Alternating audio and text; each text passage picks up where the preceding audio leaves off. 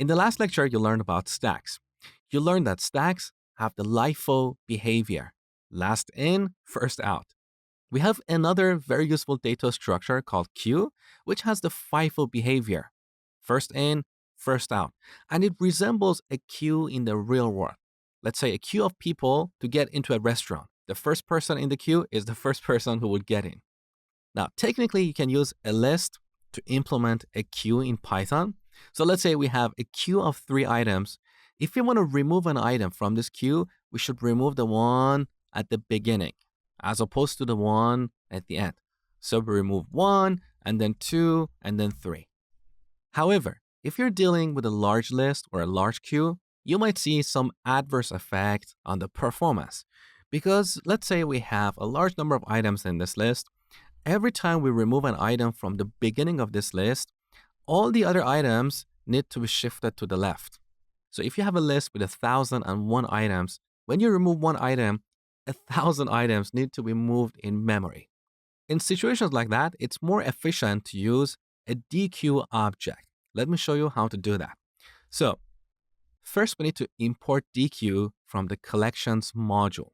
I'm going to talk about modules later in the course. For now, let's imagine a module is a bucket with a bunch of reusable code. So from collections, that's the name of our module, we should import dequeue, which is a class. Again, I'm going to talk about classes later in the course. So we import a dequeue class here. Now, instead of defining a variable and setting it to an empty list, we should wrap this list with a dequeue object. So we call dequeue and pass our empty list as an argument.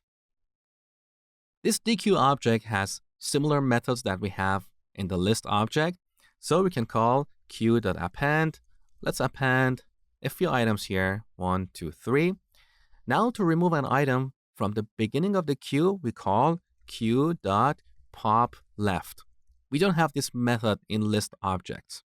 So after we remove one item, let's look at our queue. There you go. You can see 1 is removed, and now we only have 2 and 3. Also, similar to lists, we can easily check to see if a queue is empty using the not operator. So if not queue, that means we have an empty queue.